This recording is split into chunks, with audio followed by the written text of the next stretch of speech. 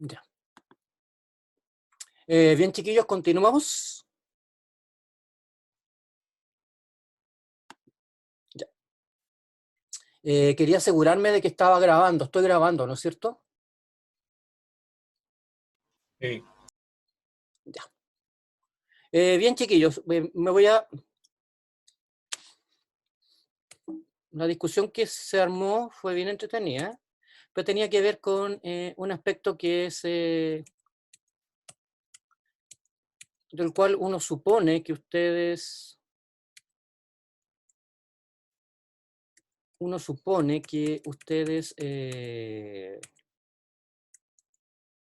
han entendido, pero en realidad no tienen por qué... Esa es simplemente una suposición mía. Cuando uno muestra los componentes de la cadena transportadora de electrones, chiquillos, es bien importante que se den cuenta de que los electrones se van transfiriendo.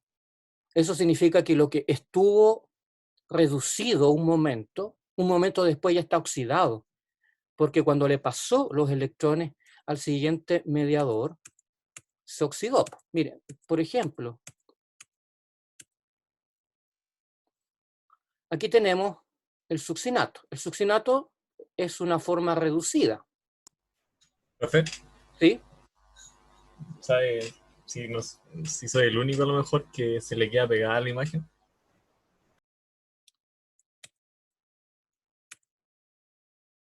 Creo que estaba compartiendo solamente como una diapositiva que no se mueve. Ah, a ver. ¿Ustedes no la ven que se mueva? No. Ah, voy a poner a compartir de nuevo. Gracias por la información.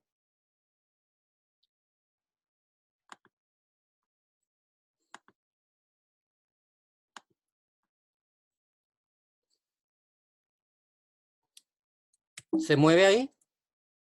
Bueno, algo pasó Sí, aquí. ahí sí. ¿Ahí se mueve? ¿Se mueve ahí? Sí.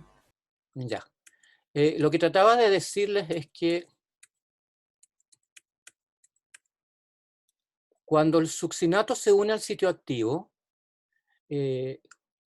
obviamente le transfiere los electrones al FAD. Por lo tanto, el succinato se oxida y el FAD queda transientemente reducido. Pero el FAD ahora le va a transferir los electrones a un centro hierro-azufre de este otro componente. Por lo tanto, este componente hierro-azufre proteico queda reducido un tiempo, un instante, pero se vuelve a oxidar cuando le transfiere los electrones al otro componente hierro-azufre. Y así sucesivamente, hasta que los electrones llegan a la ubiquinona y se forma la ubiquinona reducida.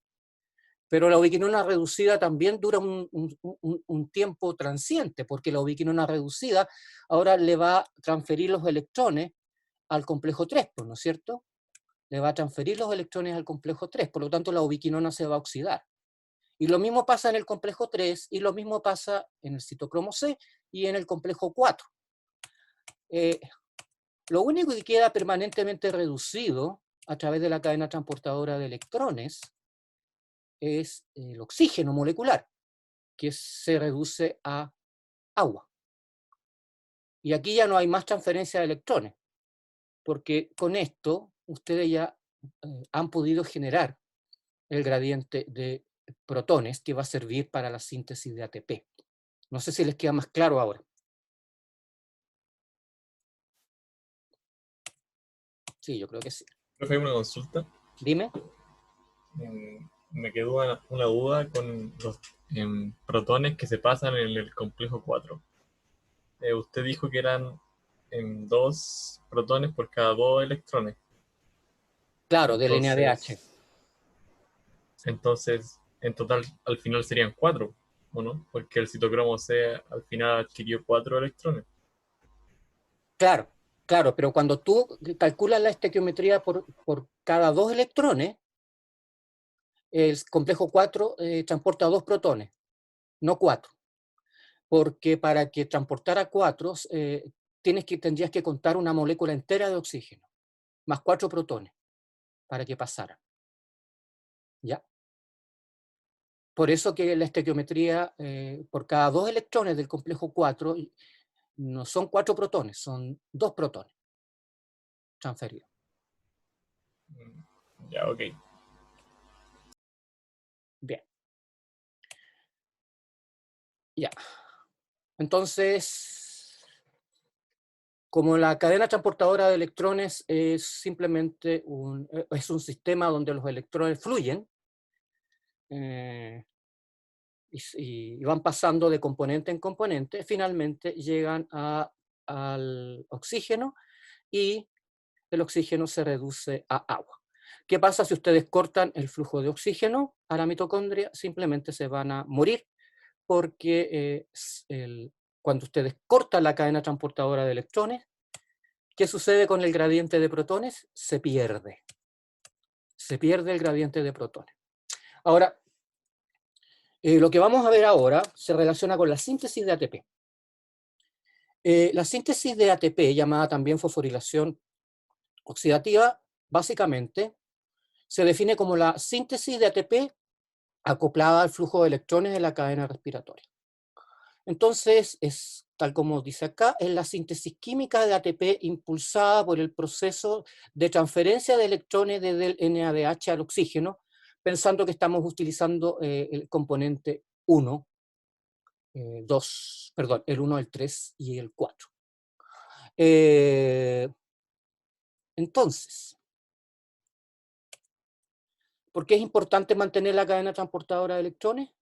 Porque acoplada a la cadena transportadora de electrones se produce un gradiente de protones. Ahora, por mucho tiempo no se entendía, o no se entendía cómo se relacionaba la cadena transportadora de electrones con la síntesis de ATP. Y esto se constituyó en un problema bastante serio, que tuvo ocupado a una serie de científicos importantes que trabajaban en esta área. Y el que dio en el clavo con esto fue Mitchell. Mitchell fue capaz de relacionar el gradiente de protones con la síntesis de ATP. Y esto se llamó la teoría quimiosmótica. Mitchell Mitchell ganó el premio Nobel por esto. Él planteó su hipótesis en 1960 y el premio Nobel lo ganó por ahí por los 80,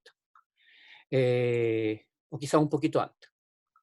Este caballero fue el primero en dar cuenta de varios hechos que se conocían, pero respondió a la pregunta fundamental: ¿por qué se necesita generar un gradiente de protones para tener la síntesis de ATP?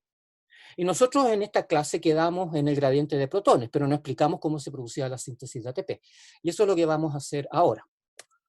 Resulta que, bueno, aquí yo les muestro los postulados básicos de la teoría quimiosmótica. La primera dice que el transporte de electrones de la cadena respiratoria está asociado al transporte de protones desde la matriz mitocondrial hacia el espacio intermembrana. Entonces hay dos transportes: transporte de electrones y transporte de protones. Y ustedes tienen que tener clarito cuál es el transporte de electrones y cuál es el transporte de protones. Y por qué para generar un gradiente de protones se requiere el transporte de electrones. El otro postulado es que la membrana interna es impermeable a los protones. Si la membrana interna no fuera impermeable, jamás se formaría un gradiente. Jamás se formaría un gradiente.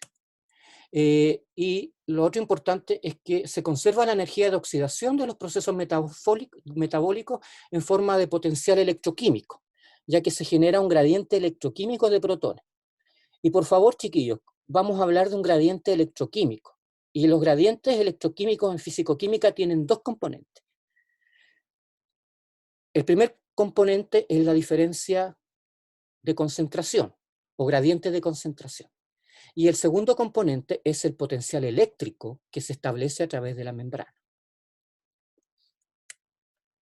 Y obviamente la cadena respiratoria debe estar acoplada a la síntesis de ATP, porque si no, no habría síntesis de ATP. Ahora, finalmente, Mitchell postuló que el flujo de protones a favor de su gradiente electroquímico proporciona la energía libre para la síntesis de ATP. Mitchell no explicó el mecanismo de cómo el gradiente de protones generaba la síntesis de ATP, pero fue el primero en darse cuenta de que se necesitaba un gradiente de protones para que hubiera síntesis de ATP. ¿Ya? En esta parte,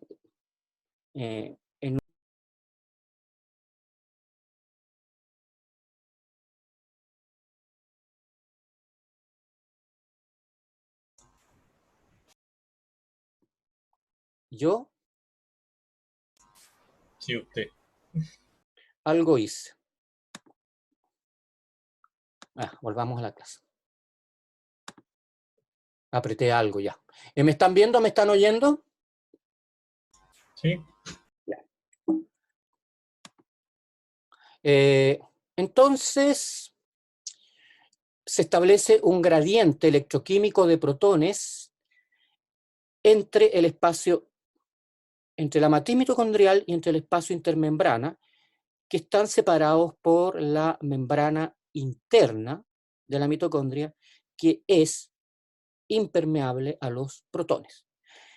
Esto de alguna manera permite que la mitocondria sintetice ATP a partir de ADP y fósforo inorgánico. Entonces, repito, Mitchell no está proponiendo cómo directamente funciona la ATP sintasa. Lo que Mitchell está proponiendo es que para que haya síntesis de ATP a través de la mitocondria, en la mitocondria, se requiere de un gradiente de protones. Y el gradiente de protones producido... entonces tenemos, fíjense, tenemos energía que se libera de los alimentos. Esta energía, en forma de moléculas reducidas, permite el funcionamiento de la cadena transportadora de electrones.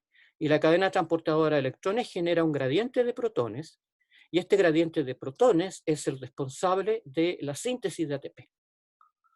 Entonces, de alguna manera, el gradiente de protones da cuenta de la energía necesaria para la síntesis de ATP. Eso también implica que el potencial, la diferencia de potencial que se establece a través de los componentes de la cadena transportadora de electrones, o la energía libre asociada a ese proceso que es espontáneo, va a dar cuenta de la síntesis de ATP, ¿ya? Por la llamada sintasa mitocondrial. Entonces tenemos que, bueno, este sería podría ser el complejo 1, el complejo 2 o el complejo 3, que al transportar electrones genera un gradiente de protones. Entonces lo importante y de lo que Mitchell se dio cuenta era que la síntesis de ATP estaba relacionado directamente con este delta G, que en buenas cuentas nos está mostrando los dos componentes del gradiente de protones que se establece.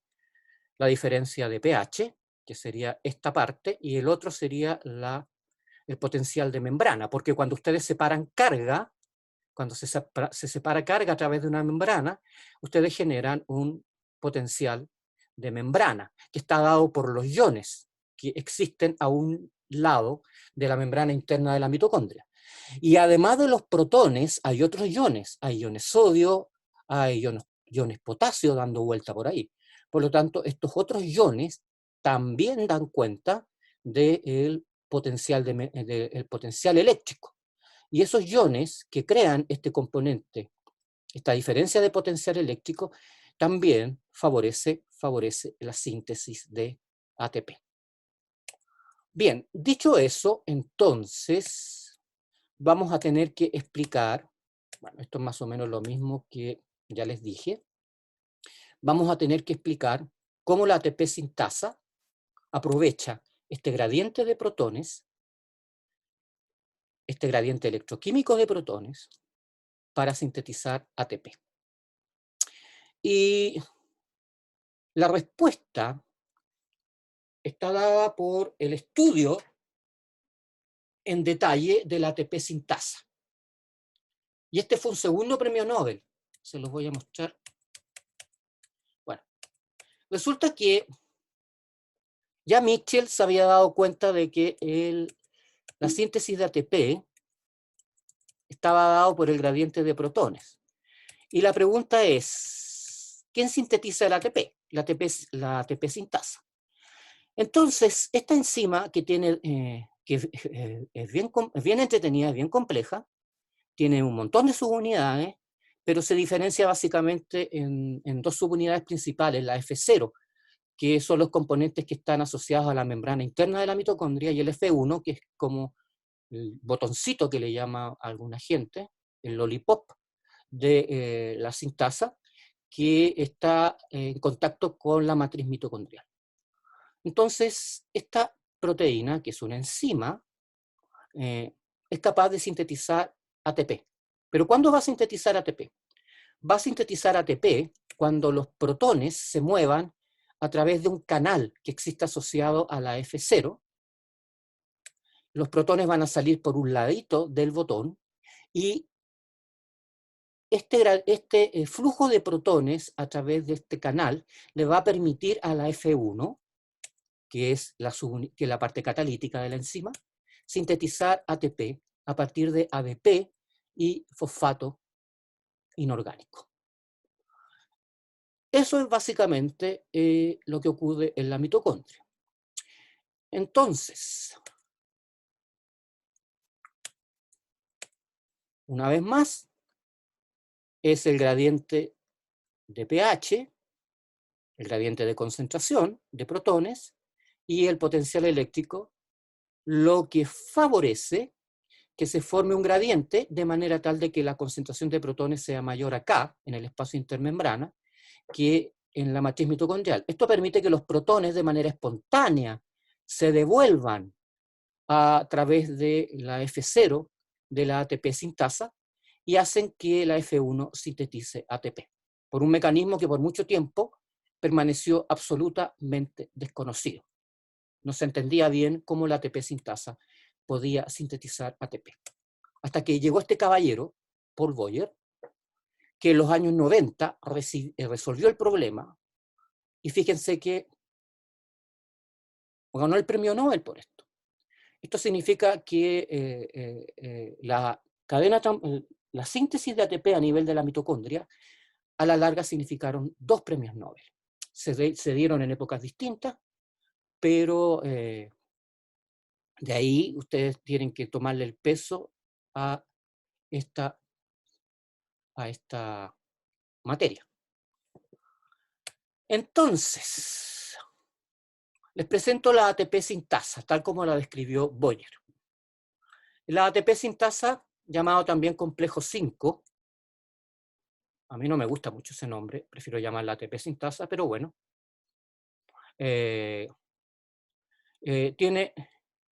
se divide básicamente en 2 partes. La parte F0, que está formada por varias subunidades que se encuentran asociadas a la membrana interna de la mitocondria, y el botón, que constituye la parte F1, que es donde se sintetiza realmente el ATP, a partir de ADP y fósforo inorgánico. Ahora ustedes se van a dar cuenta de que la ATP sintasa tiene varias subunidades proteicas, y todas estas subunidades proteicas funcionan acopladas entre sí para que, asociado al paso de los protones, cuando los protones se devuelven desde la matriz mitocondrial de la membrana, del espacio intermembrana a la matriz, del espacio intermembrana, a la matriz mitocondrial, se genere ATP. Bien. Entonces, de alguna manera, el flujo de protones a través de la ATP sintasa le permite a la enzima sintetizar ATP, de nuevo, repito, a partir de sus sustratos, el ADP y el fosfato inorgánico.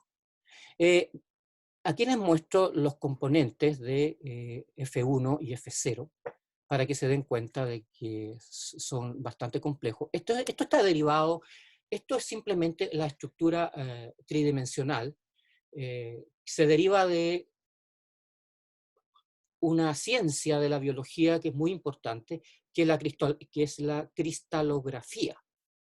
Algo les habló el profe Oscar Cerda en sus clases, pero ustedes primero tienen que obtener cristales de la enzima o de la proteína que están estudiando, y una vez que han obtenido cristales, irradian esta proteína en un ciclotrón, por ejemplo, con luz de alta energía.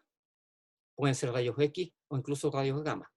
Y la irradiación de esta proteína genera, lo que genera es una especie de mapa de los átomos que forman parte de la estructura cristalina que se está irradiando. Esto fue inventado hace ya muchos años atrás por Linus Pauling, pero fue perfeccionado durante la segunda parte del siglo XX, y hoy en día se han llegado a resoluciones realmente exquisitas. Se pueden mirar con mucho detalle los distintos átomos que forman parte estoy hablando a nivel atómico, de los átomos que forman parte de una proteína. Y aquí se muestra el complejo F1 y la parte F0. Fíjense que la parte F0, que está unida a la membrana, es un conjunto de alfa hélices que forman esta especie de tambor. Si ustedes miran la ATP sintasa desde la membrana hacia arriba, aquí están las alfa hélices, y hacia atrás están las alfa hélices de la parte F0, y atrás están los componentes proteicos de la parte de F1. Fíjense que con este tipo de metodología ustedes pueden saber a ciencia cierta qué partes están estructuradas formando alfa hélices, qué partes forman hojas beta, qué partes forman vueltas beta, qué partes de la proteína tienen estructura no secundaria, etcétera, etcétera, etcétera. Y si uno mira la estructura de la proteína, se da cuenta de que por el medio la cruza un filamento, que es la subunidad gamma, que aquí está puesto en verde. Y esta subunidad gamma que está puesta en verde es súper importante para entender cómo se sintetiza el ATP. Ya. Si uno mira la parte F1 de la enzima, se va a dar cuenta, o sea, la parte que aquí está atrás, de que el botoncito en realidad está formado por 6 regiones. Estas regiones unen ADP, algunas de ellas están vacías, otras tienen unido ATP, que fue el ATP que se sintetizó. Y esa es básicamente la ATP sintasa. Ahora, lo entretenido de esto es que cuando los protones entran a favor de gradiente, desde el espacio, el espacio intermembrana, entran a través y se transportan asociados a estas regiones de alfa hélice. Se van transfiriendo de una alfa hélice a la otra alfa hélice, y a medida que se transfieren avanzan hasta que salen por una región que se encuentra entre medio de la F0 y la F1. Entonces lo que uno tiene, y cuando los protones avanzan a través de la F0 rota. La F0 empieza a rotar, ¿ya? Pero ojo con esto. Es esta parte, la formada por las alfa hélices, que aquí dice C10, la que rota cuando pasan los protones.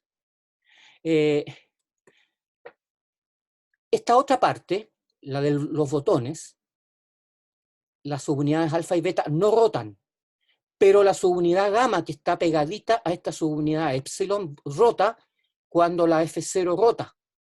Ahora fíjense que esta parte no rota, las subunidades alfa y beta no rotan porque están adheridas están asociadas a esta subunidad, la subunidad delta, la cual se asocia a otra subunidad que sirve para fijar el botoncito a la membrana, y eso hace que esta parte no rote. Esto queda fijo, todo esto queda fijo, y lo que rota es esta parte que está definida como C10, epsilon y gamma. Ahora, cuando la gamma rota, y eso yo lo encuentro genial, lo encuentro súper encachado, esto en verdecito es la subunidad gamma, que está rotando gracias a que el tambor de F0 rota. Ya, antes de seguir, ¿me entienden lo que estoy diciendo, sí o no?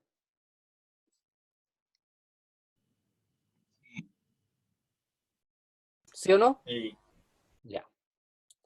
Entonces, cuando la subunidad gamma, que es este bastoncito, rota,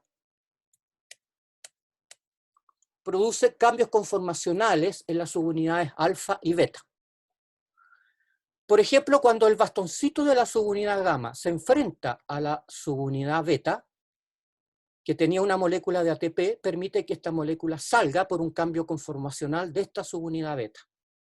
Ahora, cuando estos son los números de protones que están pasando, por ejemplo, pasan 3 protones de P a N, o sea, desde la matriz mitocondrial hasta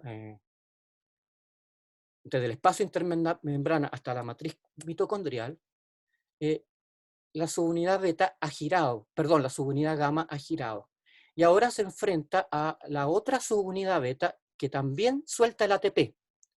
Pero, entre tanto, fíjense que esta subunidad beta, que tiene unido ADP y fosfato, cuando esta subunidad rota, se transforma en ATP. Y finalmente, cuando lleguemos acá, este ATP va a salir. Entonces, básicamente, lo que está ocurriendo es que a medida que esta subunidad gamma rota, y aquí se muestra la estequiometría del número de protones que está pasando a través de F0, recuerden que ni alfa ni beta rotan, lo que rota es la subunidad gamma. La subunidad gamma, al rotar, produce cambios conformacionales en alfa y beta que permiten la síntesis de ATP. Entonces, en las subunidades beta, básicamente, es donde se produce la síntesis de ATP. Asociado a la rotación de la subunidad gamma, el ADP con el fosfato inorgánico reaccionan para formar ATP. Este proceso uno lo podría, como son 360 grados, uno lo podría dividir en rotaciones de 120 grados. Y cada rotación de 120 grados permite la síntesis de una molécula de ATP. De manera tal de que en una rotación de 360 grados de la subunidad gamma se sintetizan 3 moléculas de ATP, básicamente por las 3 subunidades beta, que es donde ocurre la síntesis de ATP. Y eso es lo que aquí se está mostrando. Este es un esquema mucho más simplón.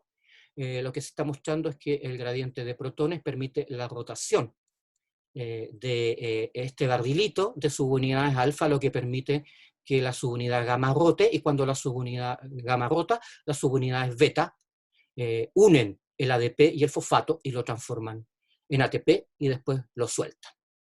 Eso significa que en estas conformaciones hay una fase de unión. La subunidad beta une ADP y fósforo inorgánico. Hay una etapa de formación del enlace covalente entre el ADP y el fósforo inorgánico para formar ATP, y finalmente hay una salida de la subunidad beta de esta molécula de ATP, y lo mismo para las otras subunidades beta. Lo importante de esto es que esto se produce gracias al gradiente de protones. La rotación del barrilito de F0, que permite la rotación de la subunidad gamma, se acompaña de estos cambios conformacionales en las subunidades beta que permiten la síntesis de ATP. Bueno, una pregunta fundamental. Tenemos aquí la matriz y el espacio intermembrana, ¿no es cierto? Y aquí está que el espacio intermembrana, este lado es positivo con respecto al de la matriz. La pregunta es, ¿cómo entra el ADP a la matriz mitocondrial? Y cómo entra el fosfato. El fosfato se asocia a una traslocasa que asociado al gradiente de protones permite el paso del fosfato.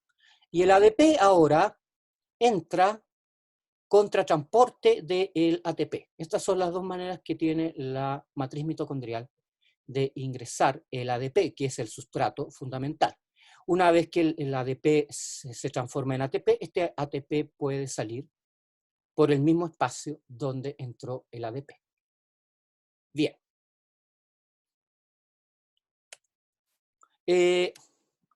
Hay una serie de moléculas que se utilizan, que se han utilizado para entender cómo funciona la síntesis de ATP.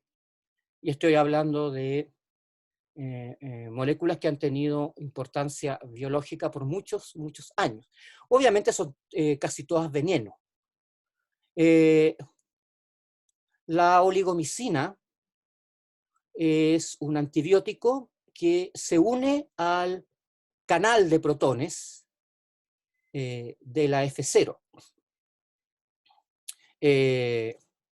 Por lo tanto, la oligomicina bloquea la síntesis de ATP simplemente porque bloquea el flujo de protones a través de la F0. Y como bloquea el flujo de protones a través de la F0, se inhibe, la subunidad gamma ya no puede rotar, no se producen los cambios conformacionales y no hay síntesis de ATP.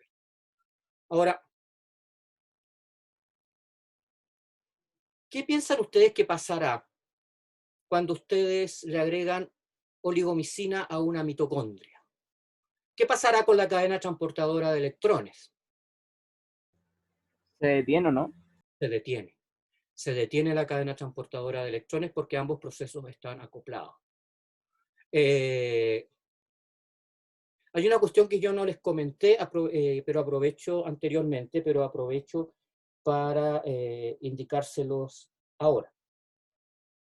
Cuando el profesor Oscar Cerda les habló de mecanismos de acción enzimática, les comentó de las etapas lentas, ¿se acuerdan? Pues bien, y las etapas lentas determinan la velocidad de la reacción. No son las etapas rápidas las que determinan la velocidad de una reacción enzimática, son las etapas lentas, porque son esas las que regulan realmente la velocidad. Y ahí, me acuerdo, en los seminarios yo por lo menos les comentaba a mis alumnos que si ustedes quieren ir de su casa a la facultad y hay un taco, ese taco les va a limitar la velocidad de la llegada a la facultad, independientemente de la velocidad a la que ande el auto. Independientemente, porque el taco va a ser igual para todos. ¿A dónde quiero llegar yo con esto? En la mitocondria tenemos dos procesos que ya hemos analizado. La cadena transportadora de electrones y la síntesis de ATP. ¿Cuál es la etapa lenta? La etapa lenta realmente es la síntesis de ATP.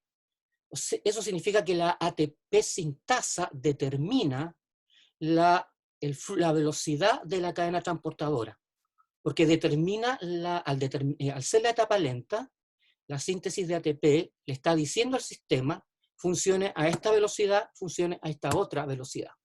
Pero esto tiene una regulación, y eso lo vamos a ver en un momento. Les voy a volver a hablar de cómo se regula la velocidad finalmente de la síntesis de ATP. Hay una serie de inhibidores. Yo no les voy a pedir que se los aprendan de memoria, porque no tiene ningún sentido. Pero sí, en una prueba, yo les puedo preguntar qué efecto tiene el inhibidor del complejo 1 sobre la velocidad de transporte de electrones y la síntesis de ATP. El complejo 1 puede ser inhibido por varias de estas moléculas en distintos sitios. El amital no se los voy a indicar tampoco porque no me interesa que se lo aprendan de memoria, es un dato que no tiene sentido, se les va a olvidar en un minuto y después no tuvo ninguna importancia. Amital, algunos barbitúricos como el seconal, la rotenona y la piericidina A, actúan como inhibidores de electrones a nivel del complejo 1. Para el complejo 2 tenemos otros inhibidores como el tenoil trifluorobutanodiona, TTB, el tenoil trifluoropropanodiona, el TTP, que actúan sobre algunos mediadores del complejo 2. Para el complejo 3, clásicamente, el inhibidor es la antimicina A, y el complejo 4 puede ser inhibido por ácido cianhídrico, monóxido de carbono y ácida de sodio. Ustedes saben que el ácido cianhídrico es un veneno mortal, lo mismo que el monóxido de carbono, y hay mucha gente que se ha envenenado respirando monóxido de carbono. De hecho, antiguamente, porque ya no se usa ese sistema en en Estados Unidos sobre todo, para darle muerte a los prisioneros condenados, se introducía al condenado dentro de una cámara y simplemente se la llenaba de ácido cianhídrico y el tipo se moría en rápidamente, 5 a 6 minutos. Hoy día se usa inyección letal, que básicamente es potasio, si no me equivoco. Potasio a la vena, junto con algunas otras cosas. Entonces, ¿qué ocurre cuando un inhibidor actúa, por ejemplo, qué ocurre con un inhibidor del complejo 1? Si ustedes tratan a la mitocondria con un inhibidor del complejo 1, van a detener el flujo de electrones a nivel del complejo 1. ¿Ya? Eso significa que ya los electrones no salen, no llegan hasta la ubiquinona, quedan detenidos en el complejo 1. Eso significa que si ustedes tratan la mitocondria con un inhibidor del complejo 1, los componentes del complejo 1 van a quedar reducidos hasta aquel componente que fue afectado por el inhibidor. Y todo lo que está arriba abajo, o sea, todo lo siguiente, va a quedar oxidado. Esto detiene la cadena transportadora de electrones hasta el oxígeno. Lo mismo vale en el caso del complejo 3 y del complejo 4. Ahora, si ustedes inhiben el complejo 1, pero no inhiben el complejo 2, todavía pueden realizar síntesis de ATP, aunque menos, utilizando el complejo, a partir del complejo 2. Lo mismo pasa que si ustedes inhiben el complejo 2. Si ustedes inhiben el complejo 2, todavía les queda el complejo 1 para realizar síntesis de ATP. Porque la cadena transportadora de electrones, el flujo de electrones no se detiene completamente. El problema es cuando ustedes inhiben el complejo 3 o el complejo 4. Cuando inhiben el complejo 3 y el complejo 4, ya no hay forma de llegar con los electrones hasta el oxígeno. Por lo tanto, la cadena transportadora de electrones queda inhibida. Bueno, aquí les muestro yo un diagrama. Aquí se muestra el amital, que actúa a nivel del complejo 1, la antimicina, que actúa a nivel del complejo 3, y finalmente el cianuro o el monóxido de carbono, que actúa a nivel del complejo 4. Bueno, aquí obviamente están puestos en detalle los mediadores. Yo no llegué, ni tampoco me interesa que ustedes aprendan de memoria cada uno de los distintos transportadores que hay dentro del complejo. No tiene mucho sentido. Lo importante es que ustedes entiendan cómo funciona la cadena respiratoria y cómo se sintetiza ATP. Lo que sí me importa es que si yo les digo que hay un inhibidor de la antimicina, por ejemplo, del complejo 3, que me digan qué queda reducido y qué queda oxidado. Si ustedes inhiben el transporte de electrones a nivel de el complejo 3, todo lo que esté antes del complejo 3 va a quedar reducido. Y todo lo que esté después del complejo 3 va a quedar oxidado. ¿Ya? ¿Se entiende por qué? Es como si cortaran el agua acá. Ustedes cortan el flujo de agua a través de la cañería, por lo tanto aquí ya no hay más agua. El agua serían los electrones. Los electrones se detienen acá, esto queda reducido y todo lo que está abajo o adelante o siguiendo la cadena transportadora de electrones queda reducido. Esta idea es importante que la entiendan. ¿Ya? ¿Alguna duda con respecto a esto? Profe, Dime. pero por ejemplo, si inhibimos el complejo 3, es como que, por, por lo que entiendo, el complejo 1 puede funcionar o no, o se queda paralizado también. No, porque queda todo reducido lo que está antes del complejo 3. Esto está indicado por el color azul. Esto Ya. indica que está todo reducido y no hay flujo de electrones. Porque si tú detienes el flujo de electrones acá, los electrones no pasan. Eso es lo que hacen Como los que se inhibidores. estanca. Frenan, paran completamente el flujo de electrones. Ya, ya sí lo capto. ¿Ya? Profe, ¿Sí? que como usted había dicho que si se inhibía el complejo 1 y el 2, igual era posible que se sintetizara ATP, aunque menos. A través del Como que complejo 2, sí. ahí como que surgía la duda. Sí. Pero A ver, entonces es posible. es posible, sí. Si tú tienes andando el complejo 2. Ya, pero usted, por ejemplo, en la prueba nos pondría algo como súper general, ¿o no? Sería como una opción así como total, así como no va a producirse más ATP. Claro, pues eso es lo que ocurre en la realidad. Ya, ¿Hay o no hay ATP? Puede haber menos ATP. Cuando vean las preguntas de la guía de esta materia, me van a entender mejor. ya. No te empieces a preocupar antes de que se te produzca el problema. Gracias, profe. Ya. Entonces tenemos agentes inhibidores, agentes que inhiben la cadena transportadora de electrones y agentes que inhiben a la ATP sintasa. Ustedes me dijeron muy bien que la oligomicina, fíjense que ambos procesos están acoplados. Por lo tanto, si ustedes inhiben la cadena transportadora de electrones con estos antibióticos, ¿qué pasa con la síntesis de ATP? No hay. No hay síntesis de ATP, porque al inhibir la cadena transportadora de electrones, ¿qué pasa con el gradiente de protones? Se disipa, desaparece el gradiente de protones. Porque para generar el gradiente de protones ustedes necesitan mantener la cadena transportadora de electrones andando desde el NADH, en el caso del complejo 1, hasta el oxígeno. ¿Ya? Hasta el oxígeno. Entonces, es importante que se den cuenta de esto. Eso significa que ambos procesos están acoplados. Si yo inhibo uno, se me inhibe el otro. Si yo inhibo el segundo, se me inhibe el primero. ¿Ya?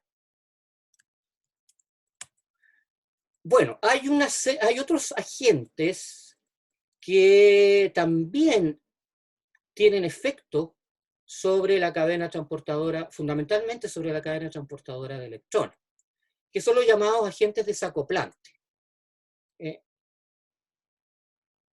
De alguna manera ustedes ya se deben haber dado cuenta que la cadena transportadora de electrones y la síntesis de ATP a través de la ATP sintasa están asociados, están acoplados.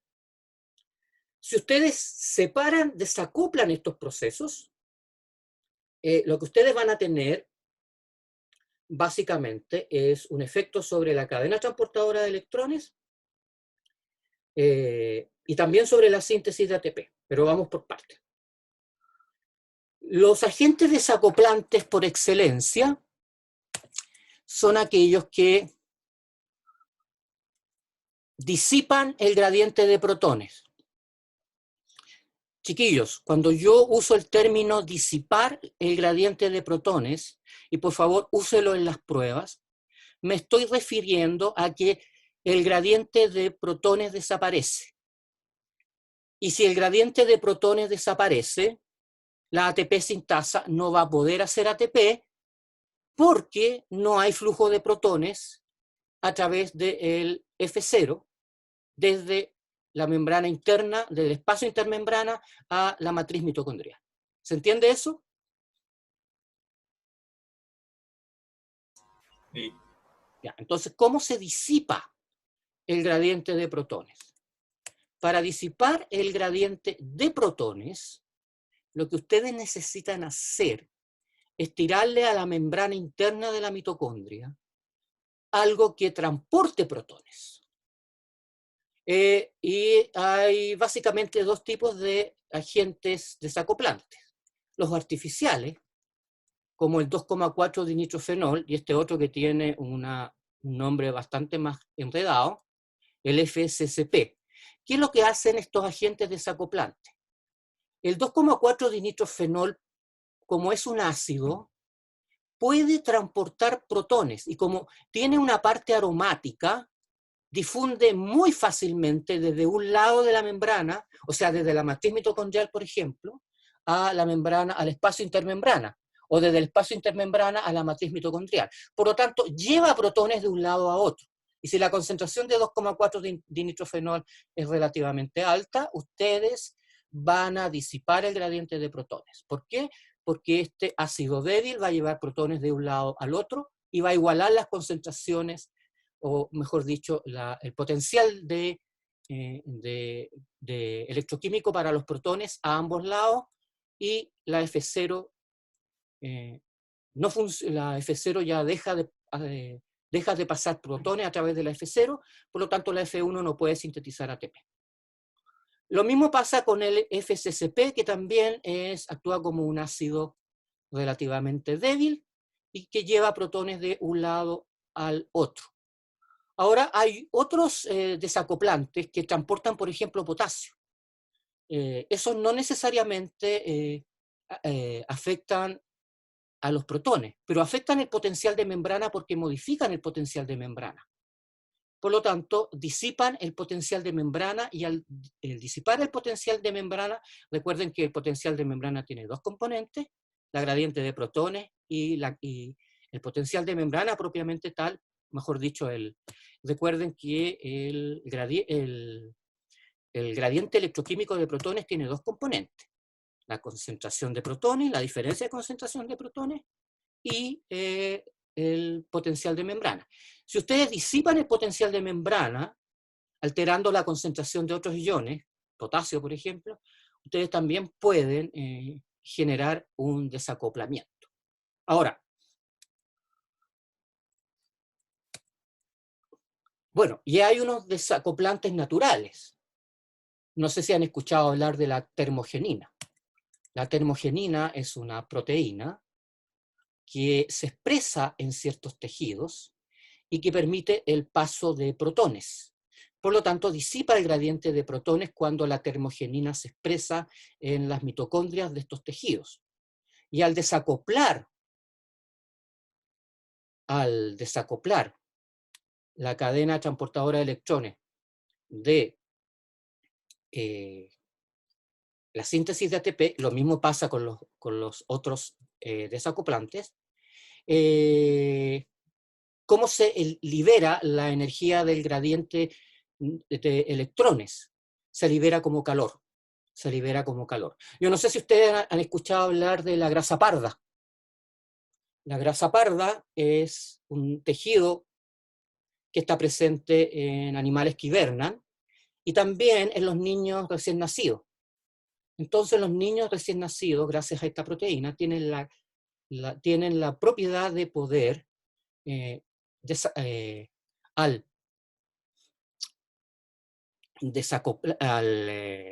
disipar el gradiente de protones, tienen la facultad de inhibir la síntesis de ATP. Pero yo no les he dicho qué pasa cuando los desacoplantes actúan con la cadena transportadora de electrones. En realidad no la afectan. Al contrario, la estimulan por un efecto que les voy a comentar ahora. Resulta que, ¿cómo se regula la fosforilación? ¿Cómo se regula la síntesis de ATP? La síntesis de ATP ocurre a nivel de la actividad del complejo 4. Ni la ATP sintasa no tiene regulación. Y de los complejos que participan en la cadena transportadora de electrones, el único que tiene regulación es el complejo 4, a nivel de la citocromo oxidasa. Y se habla de un primer y segundo mecanismo de control respiratorio. El potencial, la relación ATP-ADP cambia puede modificar el potencial de membrana. Ese es un primer mecanismo regulatorio del cual no me voy a referir mucho porque hay una razón por la cual resulta que había un profesor en la facultad que insistía mucho con esto, pero en realidad nunca lo logró explicar relativamente bien. Y se ha visto de que en realidad cambios en el potencial de membrana parecen no afectar la síntesis de ATP, hasta cierto punto, por supuesto. El otro mecanismo es el que realmente me interesa. En la razón ATP es el PF, potencial de fosforilación, que ustedes ya han visto. La razón entre ATP, ADP y fósforo inorgánico. Resulta que el ATP es un inhibidor alostérico de la citocromo C oxidasa.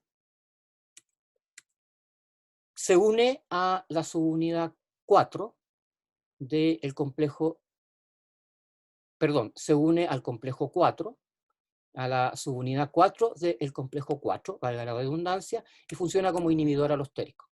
El ADP se une al mismo sitio, a la subunidad 4, y actúa como activador alostérico. Eso significa que cuando las concentraciones mitocondriales de ATP son altas, la cadena respiratoria tiende a inhibirse, disminuye su velocidad. Cuando los niveles de ATP son bajos y los niveles de ADP se incrementan, porque recuerden que cuando el ATP está bajo, el ADP está alto y viceversa, cuando los niveles de ADP son altos y el ATP está bajo es porque necesitamos sintetizar ATP, por lo tanto la cadena transportadora de electrones incrementa su velocidad. Profe, Dime. disculpe un poco, es que no escuché cuál era la subunidad que se regulaba en este punto. Ahí está puesto, la subunidad 4 del complejo 4, de la citocromo C oxidasa. Ah, ya. Eso pues. A ver, chiquillos.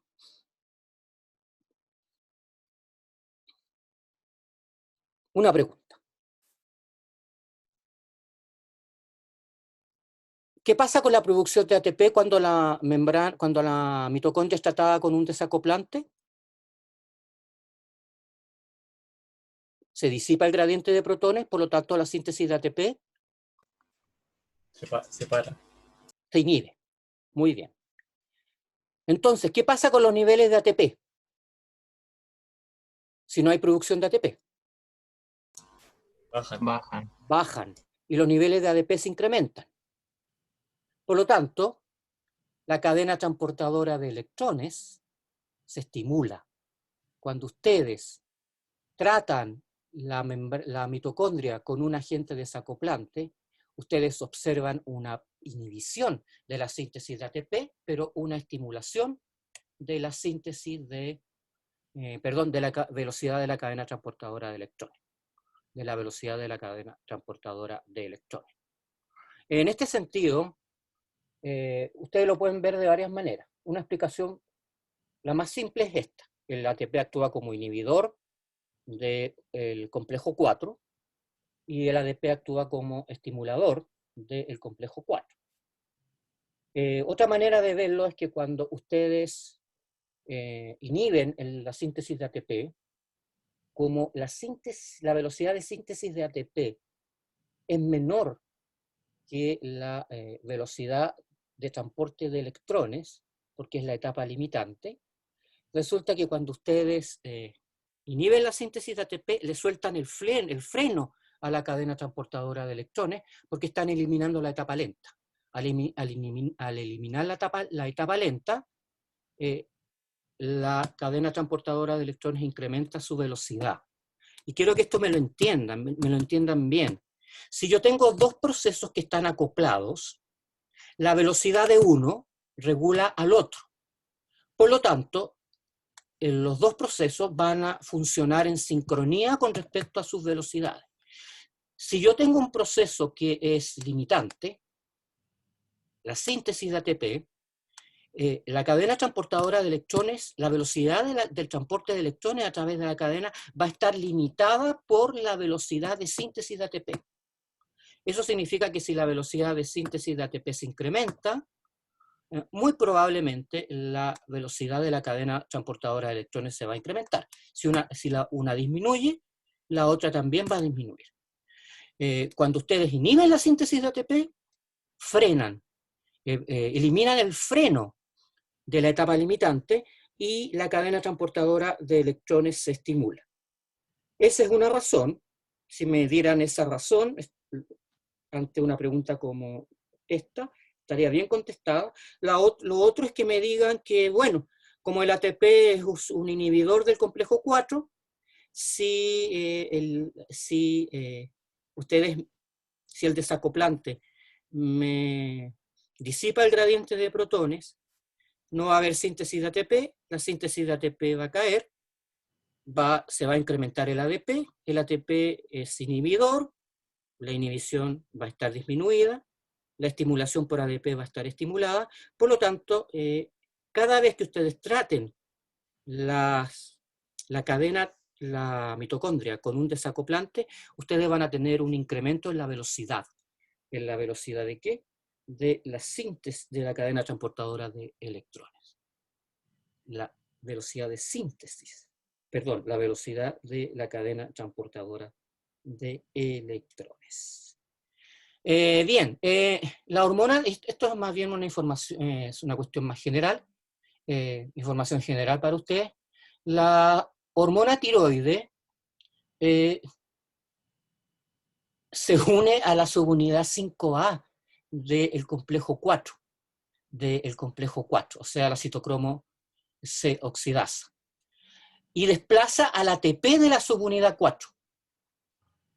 Por lo tanto, la hormona tiroidea, sobre todo la 3,5T2 más que la T3, producen una estimulación de la cadena transportadora de electrones, porque al desplazar el ATP de la subunidad 4, lo que hacen es disminuir el efecto negativo, el efecto de inhibidor que tiene el ATP sobre la cadena transportadora de electrones.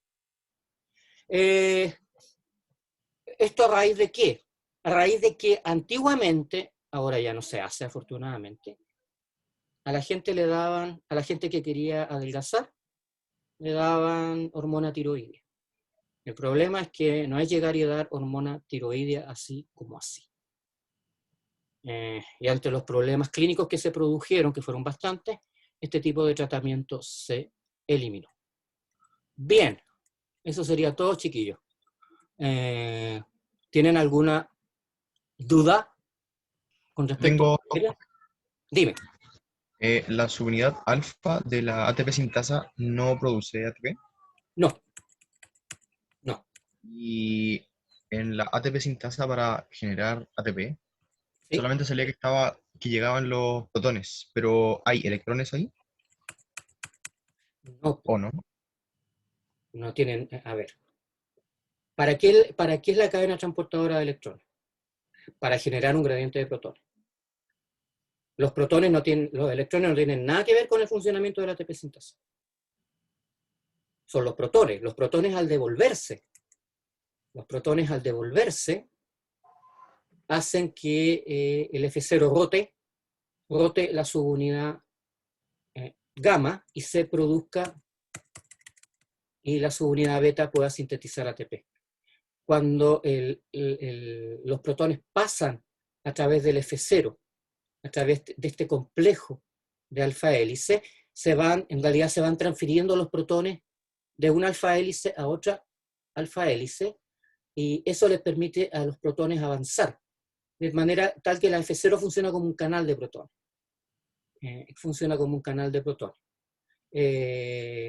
Esto hace que cuando los protones pasan por acá, la F0 rota, y al rotar la F0, rota la gamma, y eso permite los cambios conformacionales en las subunidades beta que van a la síntesis de ATP. Fíjense que la alfa y beta, o sea, el botón F1, está fijo. Aquí lo único que rota, además de estas alfa hélices del F0, es la subunidad gamma y la épsilon. Lo demás no rota. Está fijo. El botón está fijo porque está fijado a la subunidad beta, delta, la cual a su vez está unida a una subunidad A, que es una proteína de intermembrana, que mantiene fijo el botón, impidiendo que rote. No sé si te respondo. Sí, gracias. Es el gradiente de protones, no tiene nada que ver con el gradiente de electrones. Sí, en forma indirecta, porque es el gradiente. Cuando uno habla del gradiente de electrones, chiquillos, se refiere a el movimiento de al potencial eléctrico que permite el flujo de electrones desde el NADH al oxígeno, o desde el succinato hasta el oxígeno. ¿Me entienden? Ese primer gradiente genera un gradiente de protones, y el gradiente de protones hace funcionar a la ATP sintasa. Eso fue lo que explicó Bohr, y por eso le dieron el premio Nobel. Les voy a mostrar un videito. En realidad es bien bonito, donde está explicado esto. ¿Dónde se fue ese video? El video se los voy a subir, así que lo van a poder ver. Lo van a poder ver en su clase. Se me enredó esto. Allá. Entonces, ahora voy a volver a compartir.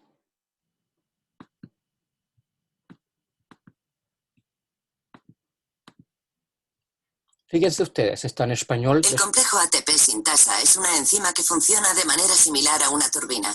Transforma la energía almacenada en el gradiente de protones en energía química almacenada en los enlaces energéticos del ATP.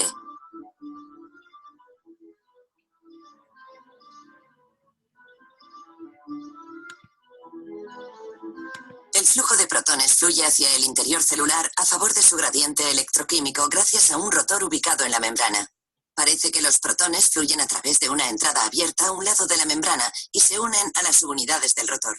Dentro de la membrana únicamente pueden rotar las subunidades que están protonadas, liberándose del sistema inmóvil de anclaje. Cuando las subunidades protonadas han completado casi una vuelta entera, vuelven al punto de inicio, cerca de las subunidades estáticas, donde un canal de salida permite que los protones se dirijan hacia el otro lado de la membrana. De esta manera, la energía almacenada en el gradiente de protones es transformada en energía mecánica de giro. Esta energía de giro se transmite a través de un eje unido al rotor que penetra en el centro de la característica estructura en forma de chupa chups, la ATPasa F1, que cataliza la síntesis de ATP. Estas son las subunidades beta. La porción de la ATP sintasa que forma la ATPasa F1 ha sido cristalizada.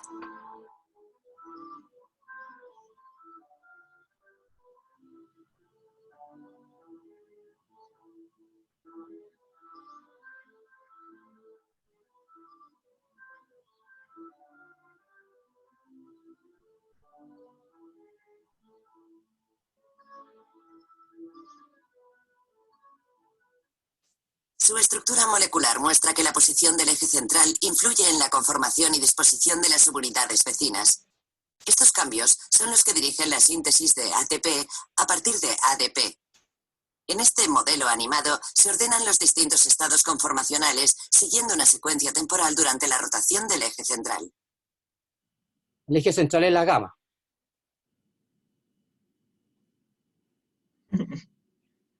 Como cualquier enzima, la ATP sintasa puede trabajar en ambos sentidos. Si la concentración de ATP es elevada y el gradiente de protones bajo, la ATP sintasa funcionará en sentido contrario al habitual, de manera que hidrolizará ATP mientras bombea protones a través de la membrana.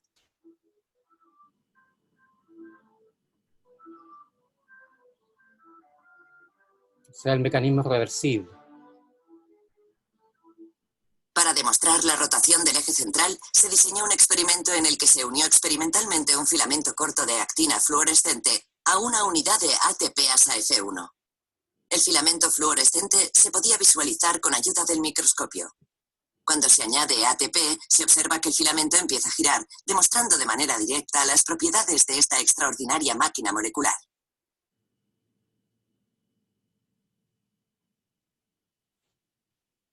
¿Se dan cuenta que son bonitas las moléculas? A aquellos que les guste, se pueden dedicar. ¿Va? ¿Dónde tengo? ¿Profe? Sí. Una pregunta. Entonces, cuando se trata de una mitocondria con un desacoplante, ¿se aumenta la velocidad de la cadena transportadora? Exactamente. Ya. Porque baja los niveles de ATP y sube los niveles de ADP. Entonces, bajas los niveles del ATP que actúa como inhibidor de la citocromo C oxidasa o complejo 4, y el ADP se incrementa, por lo que se estimula la velocidad del complejo 4, porque aumentas el activador. Ya, profe, gracias. ¿Profe? Dime. Si yo aumento la velocidad de síntesis del ATP, ¿debería bajar la actividad de la cadena?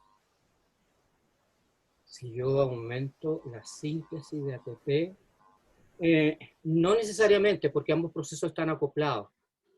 Entonces, si tú incrementas la velocidad, mientras estén acoplados, si tú aumentas la velocidad de un proceso, vas a incrementar la velocidad del otro proceso. No sé si Okay. O sea, no importa que, por ejemplo, si aumento la velocidad de síntesis del ATP, aumente la concentración de ATP, entonces inhiba mi cadena. Lo que pasa es que si tú incrementas mucho la concentración mitocondrial de ATP, a la larga vas a inhibir, sí, ya entiendo dónde va tu pregunta, a la larga vas a inhibir la cadena respiratoria, por lo tanto vas a inhibir la velocidad de síntesis de ATP. Perdón, en el caso de un desacoplante, la síntesis de ATP se inhibe completamente. Ahora, tu pregunta fue exactamente, si yo incremento la velocidad de síntesis de ATP, ¿qué pasa con la velocidad de la cadena transportadora de electrones? Sí, esa es mi duda. Como los procesos están acoplados, ambas velocidades debieran incrementarse hasta que el ATP empieza a inhibir alostéricamente a la cadena transportadora de electrones. No sé si me entiende. Sí, al final como que tiene un punto límite. Claro. Como... Depende de las velocidades de ambos procesos. Y depende de la cantidad, depende de la inhibición de la cadena transportadora de electrones por el ATP. Mira, si tú miras este gráfico, que es bien importante que le peguen una mira, lo miren con cierto detalle. Yo desgraciadamente no tengo demasiado tiempo como para... si hubiese hecho normalmente es lo que me dan para hacer estas clases, así que déjame mostrarte la clase, parece que la COD. A ver. Yo creo que este gráfico te puede ayudar a responder la pregunta que me hiciste, por lo menos en parte.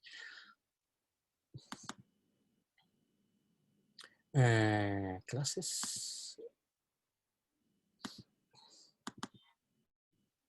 Creo que donaré $1.000.000 al orfanatorio cuando un cerdo vuele.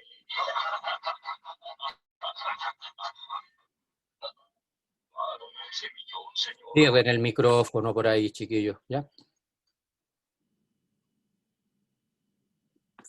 Fíjense en este gráfico. Miren, cuando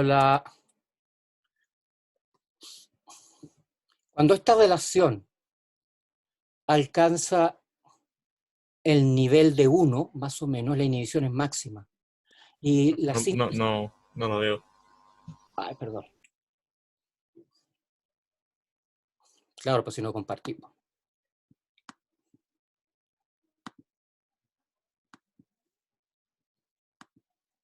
¿Ahora lo ves? Sí. Mira, fíjate este gráfico. Esto muestra cómo cae la actividad de la citocromo C oxidasa, o sea, el complejo 4, cuando incrementa la relación ATP-ADP. Cuando la relación es relativamente baja, alrededor de 0,5, entre este y este cociente vale 0,5, la actividad es alta. Pero a medida que incrementa la concentración de ATP y cuando llegas a una relación de 1 entre las concentraciones de ATP y el producto del ADP por la concentración de fosfato inorgánico, la actividad cae muy sustancialmente. Lo que hace que la cadena transportadora de electrones se inhiba en forma bastante significativa. Eso significa que dependiendo de la relación ATP-ADP que tú tengas, es cuán activa o cuán inhibida va a estar la síntesis mitocondrial de ATP, porque recuerda que este proceso, que es la cadena transportadora, es la velocidad de la cadena transportadora de electrones, aquí estamos midiendo la producción de oxígeno básicamente, de este flujo depende la síntesis de ATP. Ambos procesos están acoplados. Mientras estén acoplados, a medida que disminuyas uno, vas a disminuir el otro. No sé si te responden más o menos la pregunta que me hiciste. Sí, gracias. ¿Alguna otra pregunta, chiquillos? Ya, creo que ya llegamos a las 3 horas, así que gracias por su atención. Yo les voy a subir ahora esta clase en forma de PowerPoint y el video, más el video de la clase. Entonces nos vemos, chiquillos. Que les vaya súper bien. Chao. No, profe, nos vemos. Eh, Profe, nos estamos viendo. Profe.